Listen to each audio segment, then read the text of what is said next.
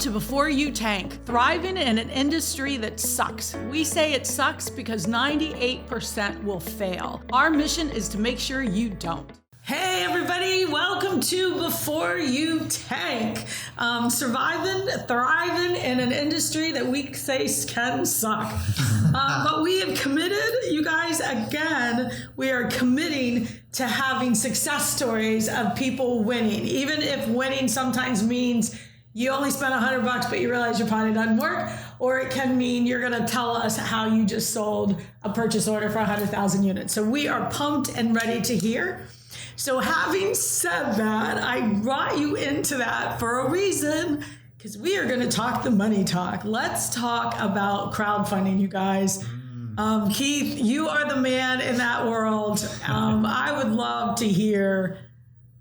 I have my issues in that world, but I want to hear it. Tell us about crowdfunding. Come on. This will be fun. And it's funny because funding is it's probably a really big topic, and we should probably dive into a couple areas and additional shows, because as you talk to startups, you talk to inventors, right? They probably all at some point had that question in the back of their mind: am I going to get funding, right? And how am I going to do it? And so that's a really important topic, and we've worked with a lot of startups that have gone down multiple roads there, some, great successes. So I think there's a lot that we could talk about crowdfunding, because we probably all get this perception, right?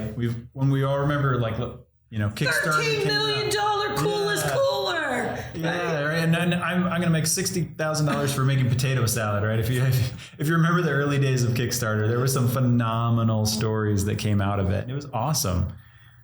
The reality is Kickstarter grew up, right? And so the platform is still great. There's still tons of products on there, but there's tons of products on there, which means there's a lot of competition, right? And competition doesn't even have to be the same exact product. It's just there's only so much real estate on that site, and so which products get featured, right? Oh, fascinating. How do they show it? That's the key. Yep. So just like Google, when you search for something, anything, there's a million different results. Well, when you're on Kickstarter these days, there's a tons of different results, and so immediately it's like, well, what about the other platforms, right? Because it's crowdfunding. There's not just Kickstarter. There's just a really well-known one. Yeah. Indiegogo, many other great platforms, but a lot of it share common themes. And that is, today they're mature. There's a lot of other people using those platforms. They still can be very, very viable and helpful, but you've got to have a strategy and approach for it. You've got to go in knowing. Oh yeah, you can't just do your home video anymore, can you? And just upload it. Okay. Here it is, buy my product, done, There's even some themes you'll see on different platforms that, some that kind of stick out more than the other. One that I thought was interesting that a year or so back, actually the board games were really hot on Kickstarter for a while, and they were crushing it. Oh, wow. Which is really interesting. That is interesting. But I think it goes in phases a little bit. So that kind of floated to the top. It was, it was really popular at that time. Maybe it had something to do with the, environment we're all in. If people were more shut in, indoors, COVID, I don't know. But it was definitely a theme for a while. So thinking through that, it's a lot like other things, right? You really need to have that strategy, that awareness going in. So that you stand out up against everybody else, right? Yeah. So why give me your money? Exactly. Well, I have an interesting side to that. First of all, one of my clients' cousin started Kickstarter. That was 10 years ago now, and it was just hitting big, and I had started to do some work for them, and they didn't need funding, but they had talked about Kickstarter. Something came up about Kickstarter, and they're like, well, that's our cousin in college. What a cool idea. So first of all, that's my cool fun story. But I also, a few years back, I had been in Washington when we were all speaking about patent rights, and Kickstarter, with that coolest cooler who couldn't perform because it cost more than the $185 he sold it sort of thing, really did bring up a lot of issues. And so I have gotten clients who have done Kickstarter. They raised their X amount of dollars and never sent out what you bought. Yeah. And so that had become a real issue. So I knew they were tightening up things and kind of changing things. And so I kind of shifted away from it a little bit. Like, I try to do other things for my client than Kickstarter, but I know you've had some really great success stories. So That's a good point. So you do have that element in the back of a lot of people's mind, because if you've been around Kickstarter enough, you've probably backed a product or some idea that hasn't come out. You're still waiting, right? There's some delay. So I think there's a real risk factor there that people have in the back of their minds when they're backing. And so interestingly enough, I've been seeing that really successful Kickstarter companies do it multiple times because they delivered once and they keep delivering the next product, right? So they build this amazing audience and then they use the platform to re-deliver that again and kind of build on that same audience. I think, isn't that how Launch Boom kind of does? I think, isn't it Launch Boom that's really successful in helping with Kickstarters? I think it's called Launch Boom. And so that's kind of what they did. They got really good at realizing that if I could build that, I call it a focus group. I that's my dream. I'm like, if we could create that so you could give people a chance to test their markets without necessarily, because isn't that really what it is? Kickstarter is kind of, not only are you raising money, but you're getting that buyer feedback. People are putting their dollars where their mouth is, which is brilliant. And so that's actually a really good point. I think a lot of people think of Kickstarter only as funding, but there's a lot of other reasons you might use it. So a really funny example was, I saw a major faucet manufacturer in the US use Kickstarter. I was like, what? This company has been around forever. They've got hundreds of products all over the place. And yet they're on Kickstarter. I won't tell you the names, but I know of two companies that I work with for licensing that now that's their requirement. If they take on a new product, they put it through the Kickstarter route because this is their logic. It costs $40,000 to $100,000 to be on Kickstarter. So let's just get that out there in the world. Yep. People think it's like, I'm going to take my home video and I'm going to stick it on. But the ones that are successful, you can assume 40 to 100 is what I've been told. Yeah, aside from the few that get lucky, but for the most part, exactly. We're talking about business. And but they say it's still a better investment to get all that feedback. And sometimes they raise good money. Yeah. Big companies to back that new product. So it's a win for you as the inventor as well.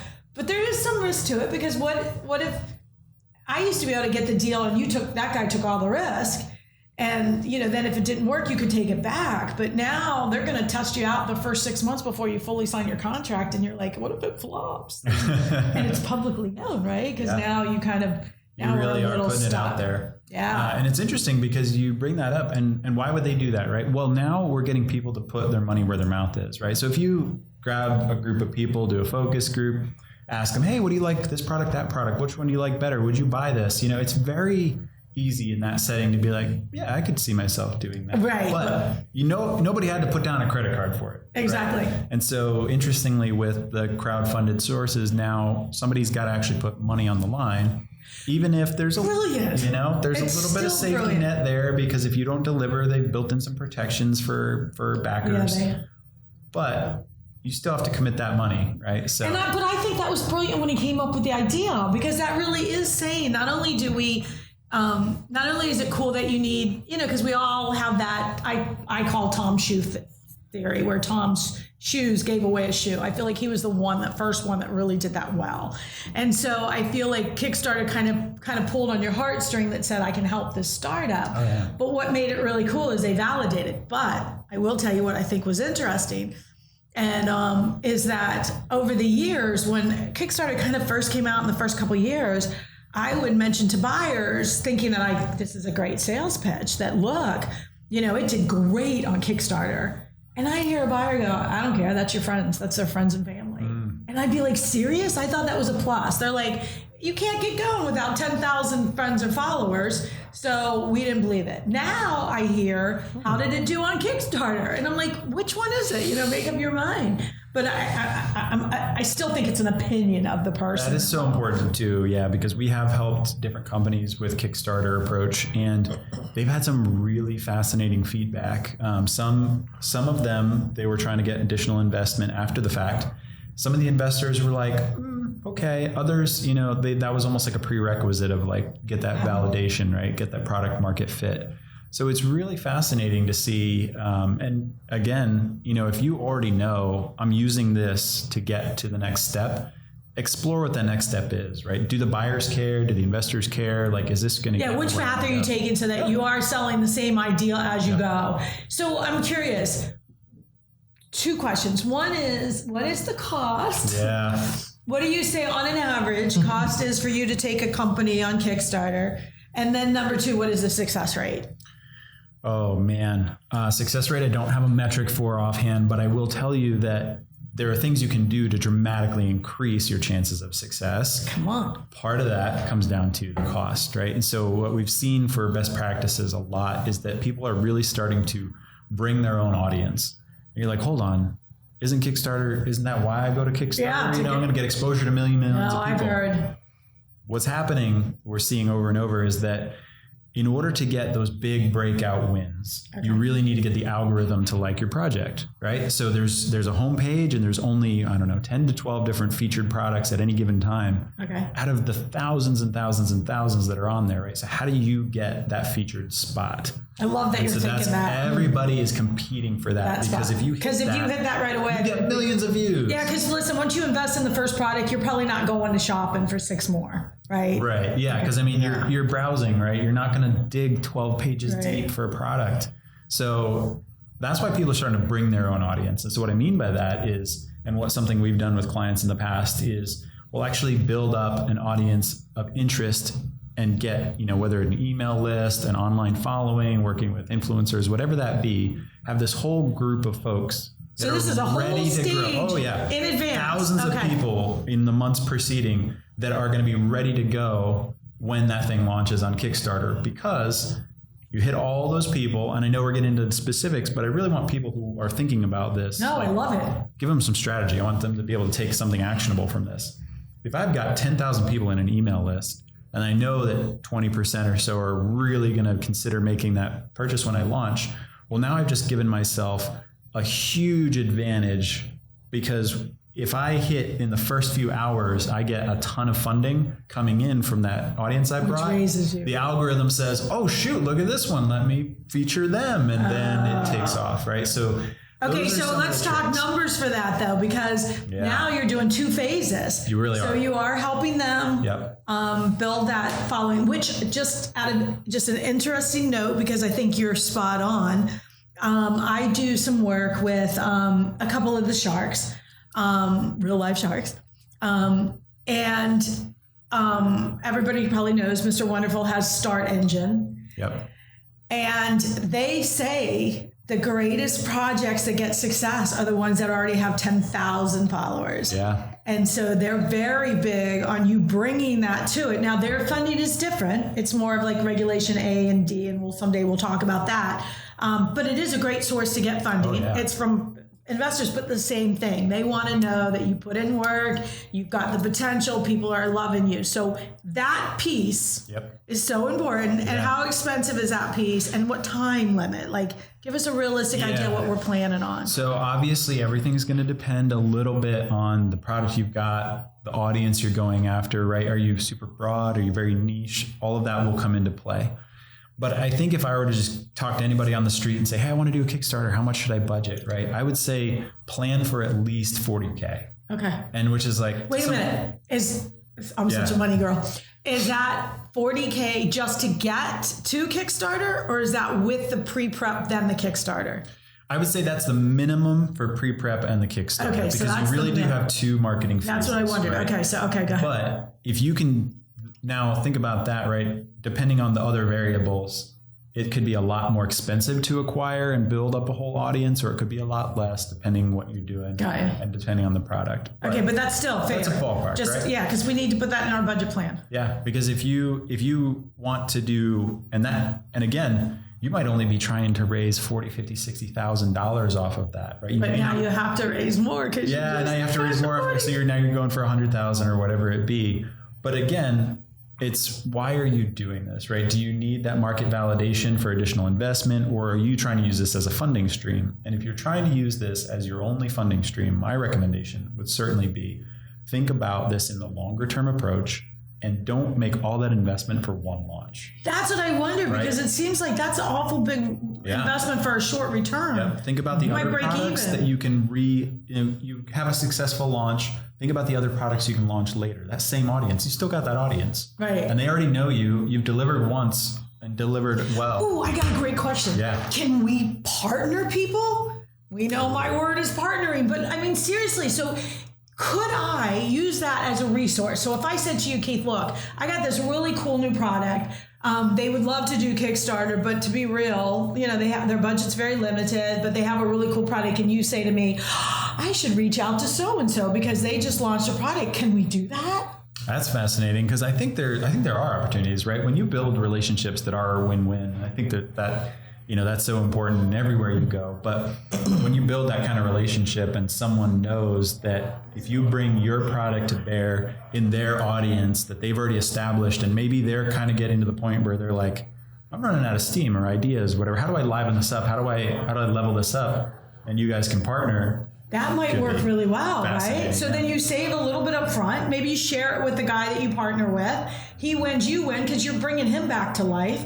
We might be onto something that we didn't realize. Yeah, I'm serious. Broader industry co-branding is now starting to become a very, very popular approach. You see it all over. So I believe that. I mean, seriously, 100 years ago, I love Dunkin' Donuts, and I think Baskin Robbins connected, and I went, oh my God, coffee and ice. And that was 100 years ago just to save space. But, that works in the real world.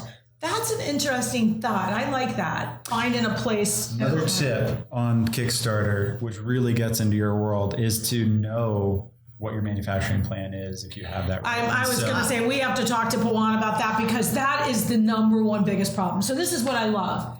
They go on they save up $40,000. They go to Keith. They're like, we're going to launch this incredible product and we're going to sell it for $12.59. And then they launch it. And then they bring in all this money, and then they go and find out it costs $79.95. Going back to this same topic, I was going to ask you, when do you think is the good time to get product development person involved? Before you even think about putting a dollar into it, because that's what we always ask them, right? How much can you make this for, and how much can you sell it for, right? Because if they don't have that, you can't start. When you go for the Kickstarter, do you need to have prototype already, or you just need to have concept? How far you should be on the development? Yeah, especially depending on the complexity of the product. I think the further along it is, the better, right? Because you have to communicate to your audience when it's going to be delivered. And if you slip, you have to really be on top of that. Otherwise, people start really getting antsy and worried. Yeah, in my opinion, it should be manufactured ready. Maybe you haven't bought inventory. Don't buy inventory and don't tool, because that's why you're doing the Kickstarters, to pay for the tooling and the inventory. Yep. And that is a number they need to know, because how the heck do they know what they're raising money for? So how long is it going to be? Exactly. So you're going to say to them, it takes 4 months for tooling. You'll get your first inventory 3 weeks from tooling. That way they know that answer to tell Keith. And then number 2, they know the tooling cost is $40,000 and then inventory cost is $60,000. So they know they need $100,000. But I can't tell you how many people do not know that. In fact, I think when I was in Washington, the statistic was 1 out of 20 are the only ones that knew. 19 out of 20 that went on Kickstarter literally picked a number out of their hat and said, this is what we're going to raise and this is what we're selling it for and why. Nobody had business sense around it. And it's structured a lot different now. There's been a lot of things put in place. Yep. And that's why now they have the start engines the other, because they really had to. It was like a free-for-all. It was like, you guys could go, I've got potato salad, let's just see if it will sell. And now it's real. You have to provide. So I'm still back with the whole, what we've always said, which is get all due diligence in place. And then if you're ready and you want to manufacture on your own, it's a great way to fundraise, but know all the answers so you know what you're raising money for. And so really practical applications is if you're working with somebody who you're getting ready for, manufacturing for Kickstarter or a marketing company for Kickstarter, they should be asking you those questions, right? They should be asking you, do you know how much it costs to produce this? Do you know your timeline, right? Because they're also going to be the ones that are going to have to help you tell that story. Hey, we raised $100,000 or $500,000 or whatever it is. And then you're going to have to tell that story all the way through. We've got our tooling. We're ready to go. We've manufactured our first articles. We're taking the next steps. And if there is a delay, right, heaven help you, if there's a delay in one of your parts from one of your suppliers, you've got to be upfront about that and manage it. So if you don't have that plan from the beginning, it just gets so uncomfortable and you start, losing credibility. It's so stressful and people quit. Yeah. And like you said, run a business, because you are. If you're choosing to manufacture and take the product yourself, you are a CEO of your business, period. And you need to set yourself up respectfully to do that. And it's not hard, because we've given all the tips on how to do it. And especially if you're, in my opinion, you're taking people's money now, right? So imagine it's your grandfather and you just took grandfather's last $100,000. You're going to be respectful on how you're getting it developed, how you're getting it done. So do it right and be well. And now we created a really cool idea. Once you've done really well, share your list for a fee, right? Yeah, I mean, you can. You really could, couldn't you? I think you'd have to balance that with, like, is it the right audience, right? No, of course. It has to be the right partnership. But are there co-branding? Is there an audience? Yeah, where's their direction and where's your direction? But do that well, right? Like I'm just gonna somebody's got a wallet and somebody's got a belt, right? Some kind of like accessory type product. Well, now if there's a real reason to partnership and you are adding value, so that's my line for if I'm adding value to my audience's life, then it's a good I think thing, it's a home run, right? and we will continue to have this conversation. Yeah. I will tell you something kind of cool that I feel like falls into that in my random way, but I like to put new companies, smaller companies on QVC, which is really weird because I've hung out with QVC before in my life, but in the last 6 months, I think I would say 9, 10, 11, I don't know. I've had a lot of companies that we've gone through because QVC is an interesting beast, and someday we'll talk about that. But the interesting part that I wanted to mention was that as I was discussing with somebody else in our industry, I search for products out into the world. And so I'm going to give away a tip. Like, I love Fair, F-A-I-R-E, Fair. And that's a wholesaling site, sort of like Range Me, R-A-N-G-E Me. But Range Me, my clients have never had any success with. But on Fair, I have my own daughter selling, it's called Faked It Suntan Screen. Oh, can I do it as a commercial? And it's awesome product line that she privately labeled. And she's in like 15 locations in like 3 months. People buy from her and she ships it out. So I'm always referring people, but I find great companies that are small, that are doing great on Fair that fit QVC. And so QVC is a wholesale platform, but you have to have your inventory. And so, but I was talking to someone about how I've been having these great successes, and it's really fun when you put a company on, they sell 3,000, 5,000 units in 8 minutes. It's like life-changing, and I love it. And I like food because they don't have to make it in advance. You make it once you sell it. But I was talking to someone who said, isn't that fascinating? Because they just took a company that was on QVC and put them on infomercial. Now, let me tell you what that looks like. When you're on QVC and you get lucky and you sell 3,000, 5,000 units, when you do a deal with an infomercial, they usually guarantee 1 million to 2 million units that year.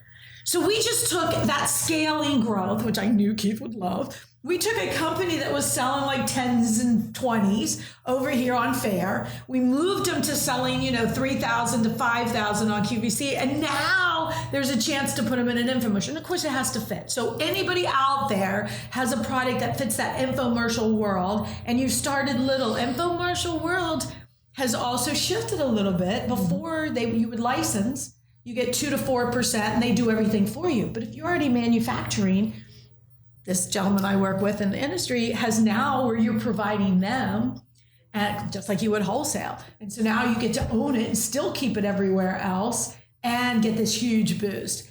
What a cool way to grow, right? Because it's all guaranteed, which is what I love. On a purchase order, they're going to pay you. So you don't have to worry about how to invest. And since we're talking money, let's do it. There's factoring money. So, I was just talking to an accelerator group.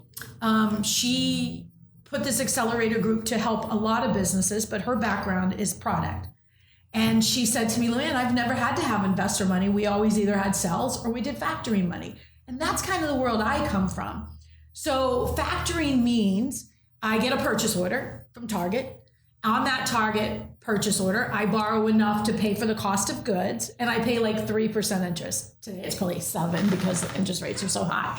But then you borrow it for the short term. Once you get your check, you pay it off. You don't need investors, which means you keep your full amount of your equity in your company. Isn't that cool? Oh yeah. So there are other ways to fund. So I don't want to take us down any more paths, but the crowdfunding, Keith, you're on it. I love this.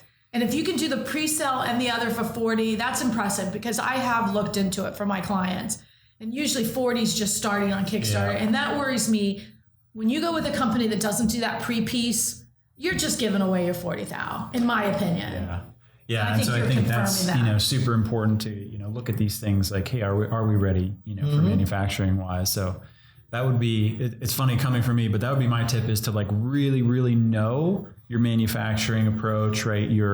Where you're at, what your timelines are, really know that fulfillment piece, because once you are successful, that is like the most critical element to build for future success. Perfect. Yeah, I think. What's your tip? What do you think? I think it's a following that. I think your tip is you really need to understand your product, where it is on its life cycle, how far it is there. So just keep track of that. Understand how much life cycle you have on the product to be manufacturer ready. So it helps you for the things like Kickstarters or any investment round, if you say. Well, and that makes me think of a tip that I think might be valuable, is that I think this solves two problems. Inventors tend to over-invent on the first time out. So my thought, based on what you guys just told me, and I literally have goosebumps, is you have a chance to have 2 or 3 products, because you can sell the first one and do it right. You build up your clientele. And now you said you're ready to introduce another product. Save those next features for the second product. Stop overkilling on the first. Let people walk slow. They like that. They really do. Like you said, I had a drivetrain that got 155 miles to the gallon. That's how I got in this industry. Mm-hmm. We gutted our car and put in a lawnmower engine. And I was like, oh my God, we're going to be billionaires and we're going to retire. I got it in front of General Motors, Ford, and Chrysler, but I didn't sell it. I sold a pantyhose back that was like a lipstick tube shoved with pantyhose and got a ton of money. So people, they need simple. So maximize your chance from what you guys are describing. It sounds like to me you've just grown your company by keeping less features, less complicated, then add them. And I think that goes back to something that I always say, that you need to know your why. Exactly. Know what you're doing and what exactly you're bringing it to the market. Because if you keep adding the stuff over time, you're never going to be ready for market. And you keep spending money. Because it happens so often. So often. And then sometimes you miss the market. I've seen that happen where they waited so long that now it's not even relevant, or something happens like COVID hits and it's now gone. Yeah. That happened to me. We had a product that was perfect for hotels. I was on my way to Marriott, and then poof, we closed down the world. Do you know how painful that is? I mean, that breaks my heart every day. So that's my tip. My tip is like, think it. And I guess that's pretty much what you always say is know the big goal. Know the big goal.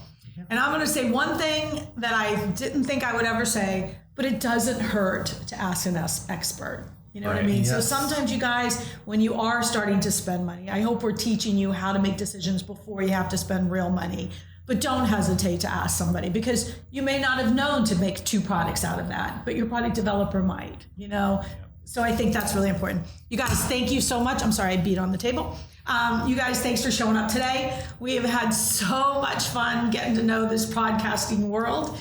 And I promise we are going to get better so that someday we can actually talk to you one-on-one. But meanwhile, if you would be kind enough to send us any questions, give us samples, anything that's really important to you, and we will hit on those topics. So obviously we can't do that from the start because we're still building you guys. We want you to be part of our family. So please, and give us always good fun stuff up. All right, so ask a question politely, a problem, and only give us the positive feedback that's working so that we can stay in a happy world. All right, you guys, thank you so much. We'll see you next time.